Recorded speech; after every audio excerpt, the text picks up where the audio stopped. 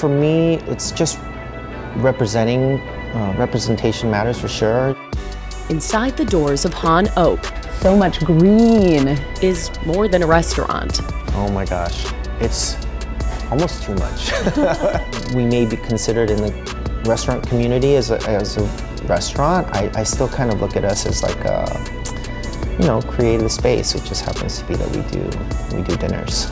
Dinners that are booked out for weeks to get a taste of Peter Cho's Korean-inspired culinary experience. Korean, there's like Korean hot pot that's kind of a combination of the two, but also like there's Korean barbecue, which centers around a big grill in the middle of the table.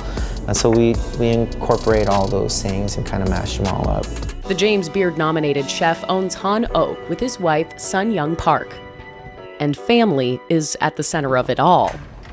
Obviously, the most unique part of our restaurant here is that we lived in it. The apartment. The apartment. The kids are older now, and the family's moved out. But this is still a space for family. And that's how Cho treats his guests. I found I wanted to just cook what I wanted to eat, really what we wanted to eat. It's heritage he'll celebrate as he headlines this year's Taste for Equity dinner. We're proud to own businesses here in Portland and provide jobs and opportunities for people. And yeah, that's been the most rewarding. It's a night to celebrate BIPOC and LGBTQ+ leaders in the food and wine scene. Portland has historically lacked diversity and representation.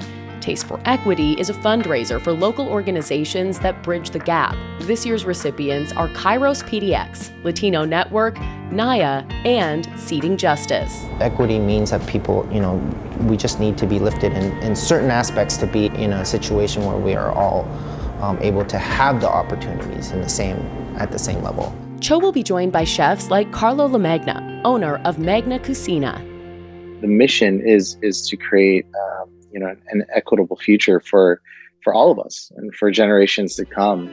LaMagna celebrates his Filipino culture and flavors while also paying homage to his time in cities like Detroit and Chicago. It gave me a really awesome global view of how food works and how ingredients work. And it also helped me kind of always keep Filipino food in mind. What's on the plate reflects the person who made it, with some recipes passed down through generations. Some of the more popular dishes that we have right now is our mom's crab fat noodles. Growing up, it's the way that she cooked crabs, and the sauce that came out of that was like this ultimate thing that I love to pour over things. LaMagna says his father was always trying to figure out why he wanted to be a chef.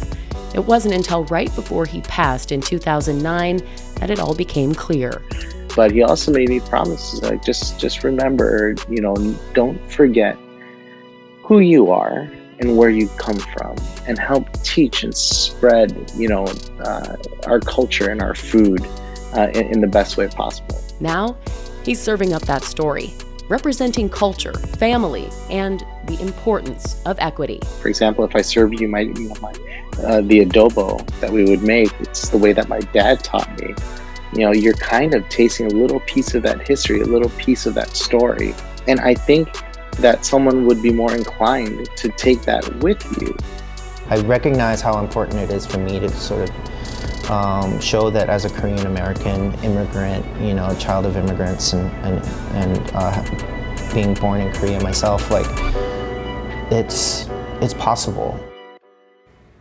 Taste for Equity is Friday. It's coming up this November 18th, starting at 5:30 p.m. It's happening at the Red in Southeast Portland. We'll have more information on the event and the organization it's supporting at kgw.com.